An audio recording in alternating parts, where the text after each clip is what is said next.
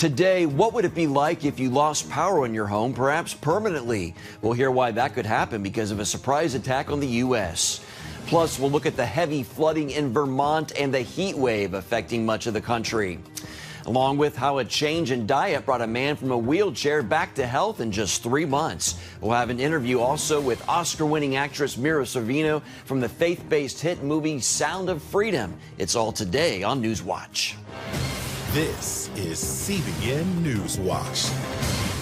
We begin with the possibility of a devastating attack on the U.S. that could affect your home. The heat wave in parts of the country is straining the nation's aging electrical power grid, and temporary brownouts may occur. But what would happen if the United States lost electricity permanently?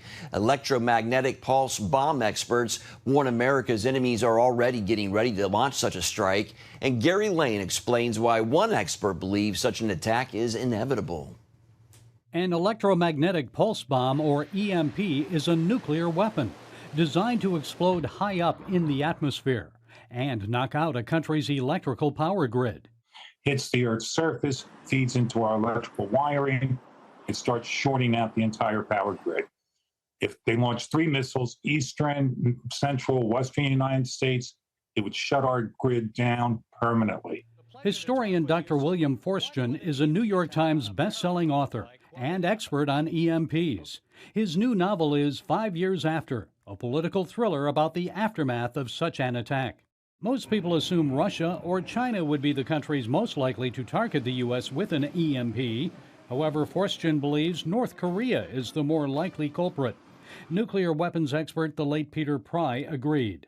5 years before his death in 2022, Pry warned that Kim Jong-un's launch of a high-altitude ballistic missile was a test of North Korea's EMP capabilities against the United States. The Japanese and South Korean military both described it as practicing for an EMP attack because it was burst on ascent deliberately by the North Koreans when it was at an altitude of about 71 kilometers.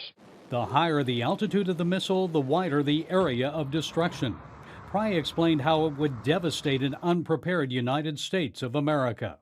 Cars would be paralyzed.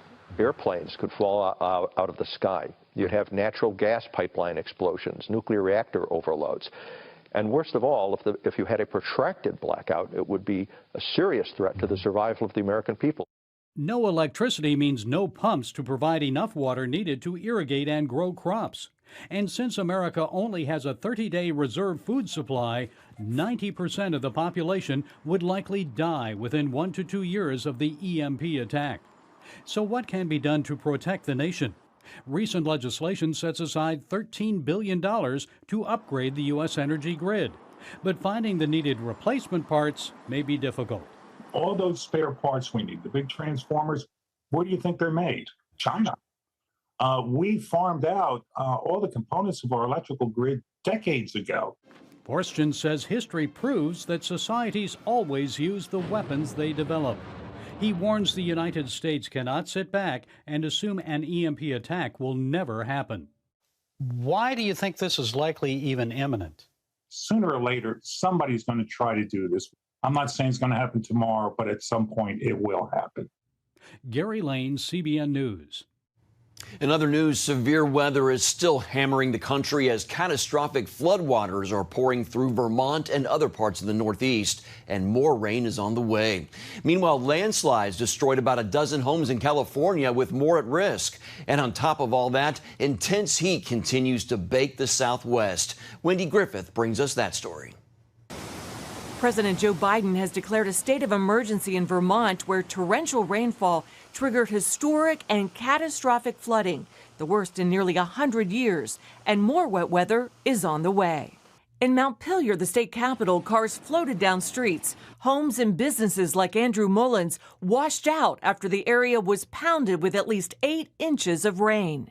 There's about 7 feet of water inside Sam's, to the point that you can barely see the ice machine flipped over, just from the power of the water coming through. Vermont's Winooski River cresting at just over 21 feet, the highest since 1927. The rain also washing away the earth underneath this railroad track. Paula Schwartz and her family fled their home in Ludlow, her neighbor taking a kayak to check on it for them. My next door neighbor they're in the house and they can't get out. Crews rescued more than 100 people, taking them to dry land. In many areas, the water conditions remain too dangerous for rescue by boat. On the other side of the country, a stunning scene in California's Los Angeles County. A major landslide, at least 12 homes already destroyed or condemned, many falling, collapsing into a ravine. They're now watching at least 16 more homes in Rolling Hills Estates after the ground started shifting Saturday, moving 20 feet in 24 hours. And today you can hear the creaking, the cracking, the crumbling, and they're going to fall.